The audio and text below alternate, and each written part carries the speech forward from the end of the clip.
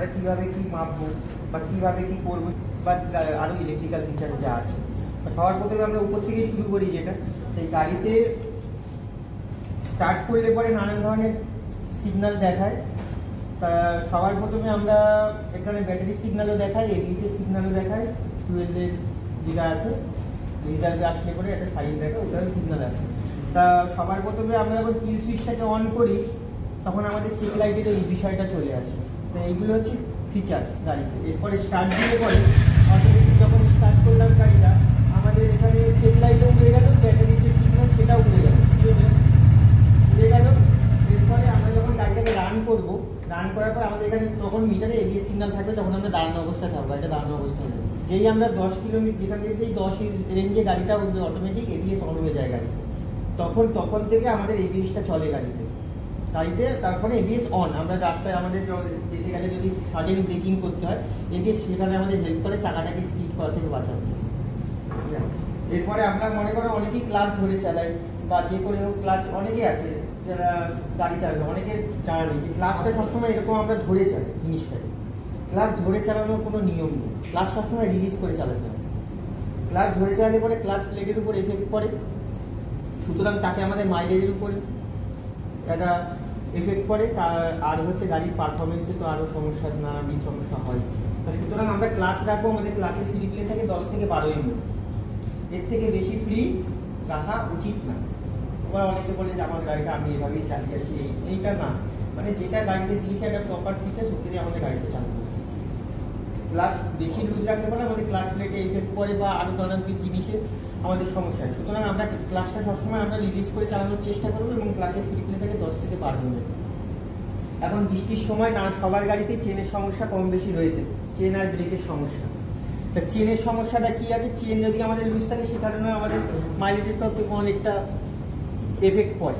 তো সুতরাং চেনটা আমাদের ইচ অ্যান্ড এভরি 500 কিলোমিটারের অন্তর অন্তর আমরা একবার চেনটাকে দেখবো। আমরা নিজে যেতে গিয়ে পারবো দেখতে। আমাদের গাড়িতে সার্ভিস কিট আছে, গাড়ির সাথে একটা টুল কিট দিয়েছে, টুল কিটের মধ্যে আমাদের একটা চেনের ব্যবস্থা আছে।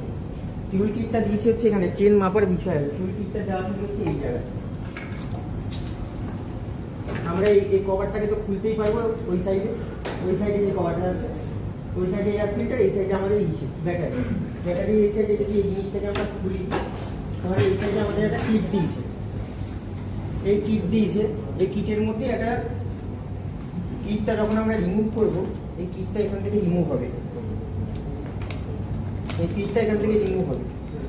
এটা টুল কিট, এটা ইমার্জেন্সি পারপাসে আমাদের গাড়িতে ব্যবহার করা যেতে পারে। এবার এর মধ্যে নানাবিধ জিনিস আছে যেগুলো দেওয়া আছে। এটা যেহেতু সিল আছে আমি দেখাতে পারছি না, সিল ওপেন করলে দেখা যাবে। এর মধ্যে স্ক্রু ড্রাইভার, তারপরে হচ্ছে চেন মাপার জন্য অ্যাডজাস্টার, হুইলটাকে ধরবে, হুইল লুজ টাইটের জন্য এর মধ্যে স্ক্রুজ দেওয়া আছে। এতেই 30 to 35 mm, 30 থেকে 35 mm, ঠিক আছে। 25 থেকে 30 mm এই গাড়িতে, 650 হলে ওটা 30 থেকে 35। ওটা আছে চেনের অ্যাডজাস্টমেন্ট। ওই চেনের অ্যাডজাস্টমেন্টে আমরা চেনটাকে যদি সেভাবে দেখতে পারি যে আমাদের চেন ঠিকঠাক আছে কিনা, বেশি লুজ আছে কিনা, সেখানে আমরা অ্যাডজাস্ট করে আমাদের চেনটাকে ঠিকঠাক রাখতে হবে। এতে চেনের লাইফও হয়, গাড়িটা খুব একটা সমস্যা হয় না, মানে পিক আপ সব দিক থেকে পারফরমেন্স ভালো থাকে গাড়িটা। এটা যেহেতু খুলতে পারলাম না, নাহলে এই জিনিসটা আমি দেখাবো। এরপরে আসছি হচ্ছে আমাদের ডিস্ক প্যাড, ব্রেক প্যাডের উপর। এই যে ব্রেক প্যাডে ফ্রি প্লে, সামনের ডিসপ্লেতে ফ্রি প্লে থাকে না বলতে, ওই জন্য আমাদের অ্যাডজাস্টেবল গ্লাস লিভার করে দিচ্ছে। কারোর হাত ছোট, কারোর হাত বড়, অনেকেই কি করতে এই জিনিসটাকে এরকম ধরে চালাতে।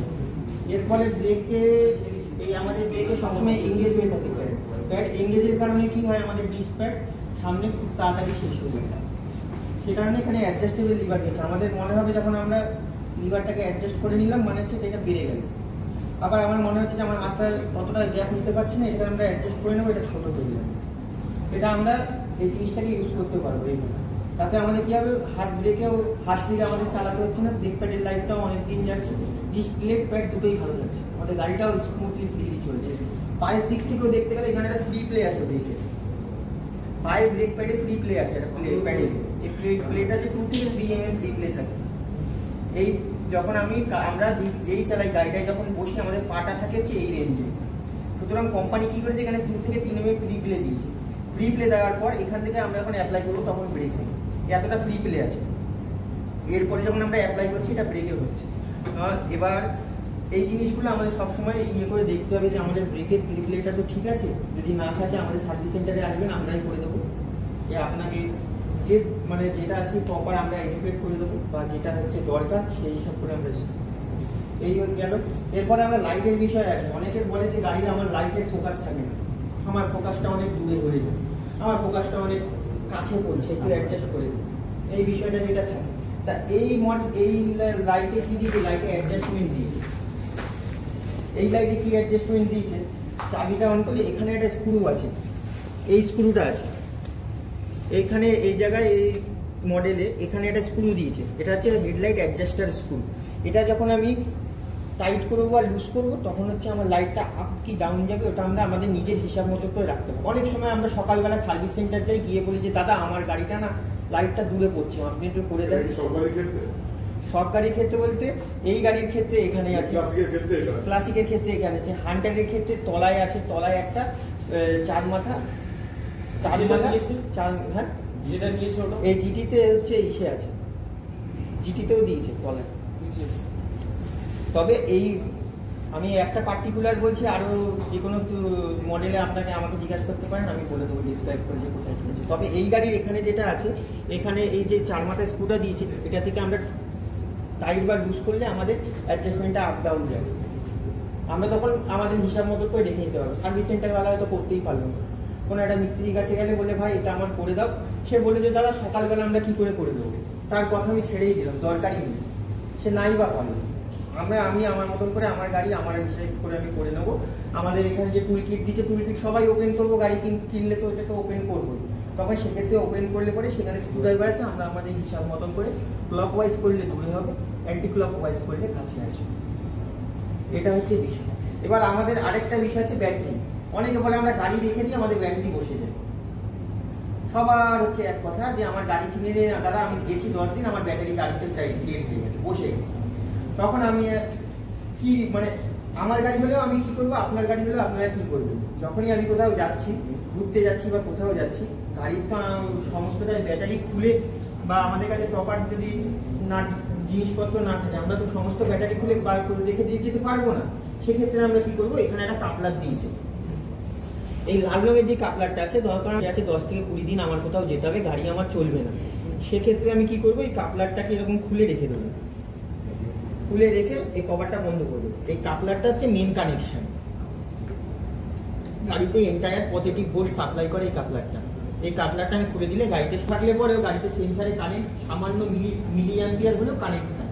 BS4 এর ক্ষেত্রে কি আছে এরকম কিছু? হ্যাঁ BS4 এরকম কিছু আছে, BS4 আর BS6 এও আছে, অল মডেলসে থাকে, অল মডেলসে। আপনি যে কোনো গাড়ি, আপনাদের যে কোনো গাড়ি মানে সমস্ত গাড়িতে যাতে কাস্টমারের যাতে সমস্যা না হয়, সমস্ত গাড়িতে বাইরের দিক থেকেই দিয়েছে।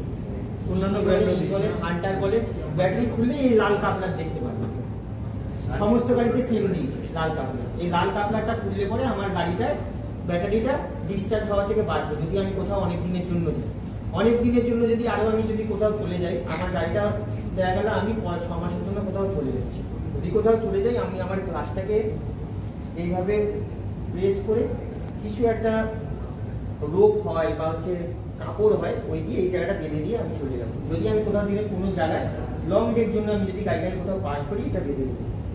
সেক্ষেত্রে কি হয়, আমার গ্লাসটা বসে, গ্লাস প্লেট যেটা হয় ওটা আমাদের বসে না, ওটা আর কি ঠিকঠাক থাকে।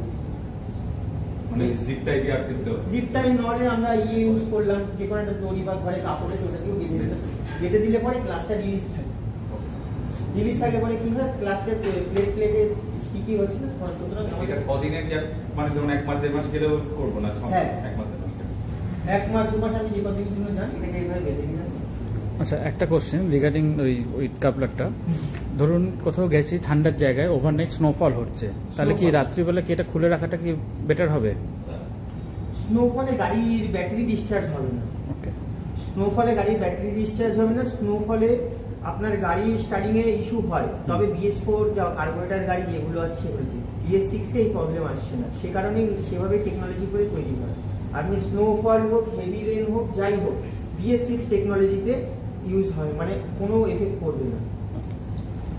RPM এর প্রবলেম কি থাকে? RPM হাই হলো ওতে, বল RPM হাই হলো চালালে ওটাই বলছো তো, কম গিয়ারে চালালে যখন বাড়ানো হয় বেশি, ক্লাস করে আরপিএমটা বাড়ালো, ওটার জন্য কি ইঞ্জিনে কি রকম? ইঞ্জিনে এফেক্ট পড়ে। ধরো আমি ক্লাস ধরে গাড়ির আরপিএম দিচ্ছি, মানে আমার পুরোপুরি গাড়িটাকে ক্লাসটাকে ফ্রি করছি না, ক্লাস স্টার্ট অবস্থায় রয়েছে, সেই অবস্থা আমরা যখন এটাকে ঘোরাচ্ছি তখন ক্লাস প্লেটের উপর প্রেশার পড়ে, সেক্ষেত্রে সমস্যা নেই। ঠিক আছে। আর একটা মনে করো ফার্স্ট গিয়ার বা সেকেন্ড গিয়ারে যখন ফুল অ্যাক্সিলারেটর করবো, মানে একটা লাস্টে একদম পুরো একদম সাউন্ড লাস্টে যেখানে গিয়ে পিকআপ আটকে, হ্যাঁ ওরকম হলে কোনো ইস্যু নেই তো? ওটা অবশ্যই ইস্যু আছে, ইস্যু আছে, ওটা অবশ্যই ইস্যু আছে, ওটা নিয়ম না। ওটা অ্যাকচুয়াল ইস্যুটা কি? আর আমি একটা জিনিস আরো একটা বলে দিই, আমাদের সবার গাড়ির না, সবাই আমরা গাড়ি কিনি একটা জিনিস, আমরা কেউ তো আমাদের ওয়ারেন্টি তো থাকে, গাড়ি 2 বছর 3 বছর ওয়ারেন্টি থাকে। তারপরে আমাদের সার্ভিস সেন্টারওয়ালা বলে, মানে যারা সার্ভিস সেন্টারে থাকে, সার্ভিস সেন্টারে যারা রিপ্রেজেন্টেটিভ যারা থাকে, তারা আমাদের অফার করে ইডাব্লিউর জন্য। ইডাব্লিউ বিষয়টা কি, কেন বলে? ইডাব্লিউ বিষয়টা হচ্ছে এক্সটেন্ডেড ওয়ারেন্টি। এক্সটেন্ড মানে বেড়ে দেওয়া। আমার গাড়ি 3 বছর, ধরেন এই গাড়িটার আমার 3 বছর ওয়ারেন্টি আছে, 3 বছর পরে এই গাড়িটায় আমি কোনো কিছুর ওয়ারেন্টি পাবো না। ইডাব্লিউ করালে পরে কি হয়, ইডাব্লিউতে এমন হয় যে 3 বছর পর আমার গাড়িতে হয়তো আমার ইন ওয়ারেন্টি, মানে ওয়ারেন্টি থাকাকালীন আমি যে জিনিসগুলোর ওয়ারেন্টি কোম্পানি দেয় না, ইডাব্লিউতে সেগুলো কভার হয়ে যায়, সিডব্লিউ করানো যায় আলাদাভাবে। এটাই হচ্ছে ইডাব্লিউ ফায়দা। ইডাব্লিউ হলে কি হয়, আমাদের কোনো একটা গাড়িতে ইঞ্জিনের ধরে বড় একটা সমস্যা হয়েছে, ইঞ্জিন, আমার ইঞ্জিনটা এবার কাজ আছে, মনে করেন 30,000 কাজ আছে, সেটা আমার ইডাব্লিউতে কভার হয়ে যাবে, যা পার্টসের আর লেবার কষ্ট যা আছে তা ইডাব্লিউতে কভার হয়ে যাবে। নট আ সিঙ্গেল পেনি আমার ইউজ করতে হবে না, সিঙ্গেল পেনি আমার দিতে হবে না কোম্পানিতে, আমি যাবো, আমার গাড়ি কাজ করে দেবে, আমরা নিয়ে তো ওই ওয়ারেন্টিটা তো প্রিমিয়াম পে করতে হবে না, কত মানে বছর পর? ওই ওয়ারেন্টিটা আপনার 3 বছরেরও হয়, 5 বছরেরও হয়। কিরকম থাকে প্রাইসিং দাও? প্রাইসিং এটা 4 বছর হচ্ছে আপনার 4799 বলতে 4 বছর, 5 বছর হচ্ছে 3499। পুরো লিভার এটা ইডাব্লিউ ওয়ারেন্টি ওটা করে নিই, আরেকটা করে নিই ওয়ারেন্টি তো আছে। পরে করে নিই। ইডাব্লিউ চলে গেলে এবার হচ্ছে মেন বিষয় হচ্ছে আমাদের গাড়ি চালানো।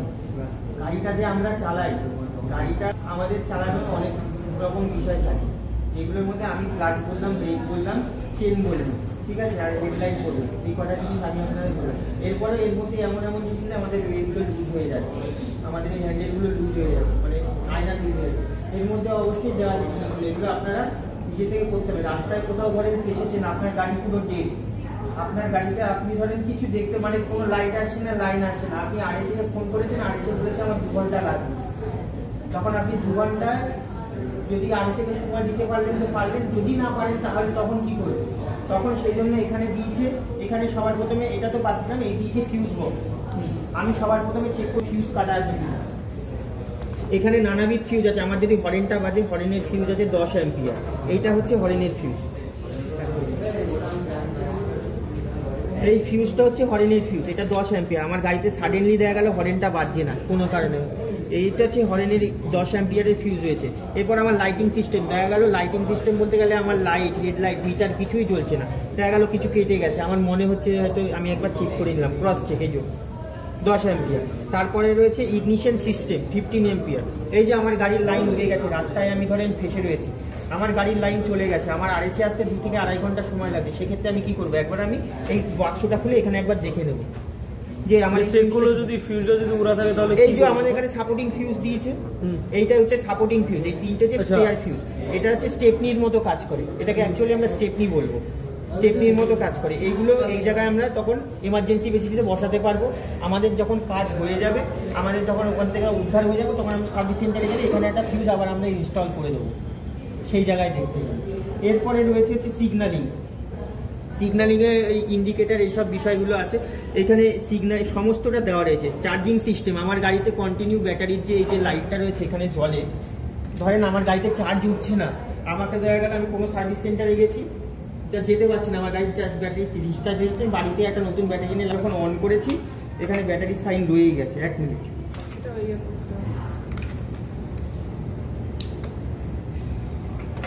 এখানে যখন এই ব্যাটারির সাইনটা রয়েই গেছে, এটা হচ্ছে ব্যাটারির সাইনটা কেন দিচ্ছে, আমরা এখনো গাড়ি স্টার্ট করিনি, সেখানে ব্যাটারির সাইনটা দিচ্ছে, মানে এখন ব্যাটারিতে চলছে এটা। হ্যাঁ, এবার দেখা গেল আমার গাড়ি স্টার্ট রয়েছে, তবুও এই লাইটটা ব্লিঙ্ক হয়ে যাচ্ছে, স্টার্ট মানে রানিং কন্ডিশনে যদি আমি অন করি 2 সেকেন্ড পর এটা উড়ে যায়, এই লাইটটা 2 সেকেন্ড কন্টিনিউয়াসলি ব্লিঙ্ক করে Starting এর পরেও। পরে তার মানে হয় আমরা একবার অ্যাজ আ কাস্টমার আমরা চেক করে নেব চার্জিং সিস্টেম মানে আমার ব্যাটারিটা চার্জ হচ্ছে কি হচ্ছে না সেই বিষয়ে এখানে ফিউজটা দেওয়া রয়েছে। এই যে 25 অ্যাম্পিয়ারের ফিউজ দেওয়া আছে এখানে, এই সাদা ফিউজটা হচ্ছে 25 অ্যাম্পিয়ারের ফিউজ। এরপরে হচ্ছে মেন ফিউজ, গাড়ির মেন লাইন মানে ব্যাটারির থেকে যে এটা আসছে ওটাও 25 অ্যাম্পিয়ারের এই যে দেওয়া রয়েছে। এইগুলো যদি রাস্তায় আমরা ফাঁসি এগুলো থেকে আমরা নিজে রিকভার হয়ে ইয়ে করতে পারি। এই হচ্ছে বিষয়। আজকে ডিওয়াই সেশন এখানেই তাহলে শেষ করলাম। থ্যাংক ইউ, শিখলাম অনেক কিছু।